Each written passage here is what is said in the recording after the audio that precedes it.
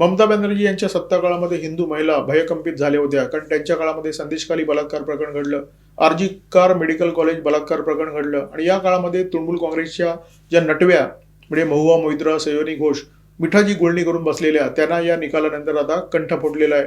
महुआ मोहित्रा यांनी एक्सवर एक post upload केलेली आहे. त्या पोस्टमध्ये महुआ मोहित्रा असं म्हणतात, आम्ही सेक्युलरिझमच्या बाजूने आणि बहुसंख्य वादाच्या विरोधात लढत राहू. आता सेक्युलरिझम म्हणजे काय ते आपल्याला आतापर्यंत व्यवस्थित कळलं असेल. सेक्युलरिझम हा मुस्लिम तुष्टीकरणाचा समानार्थी शब्द आहे.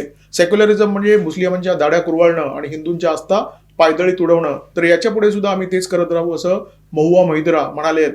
आणि त्यांना असं म्हणणं भाग आहे, तृणमूल काँग्रेसचे जे 80 आमदार जिंकून आलेले आहेत त्याच्यामध्ये 31 आमदार मुसलमान आहेत आणि उरलेले जे हिंदू जिंकून आलेले आहेत ते सुद्धा मुस्लिम बहुल एरियामधून जिंकून आलेले आहेत. आणि त्याच्यामुळे याच्या पुढे सुद्धा मुस्लिमांच्या दाड्या कुरवाळत राहणं हे तृणमूल काँग्रेसला भाग आहे.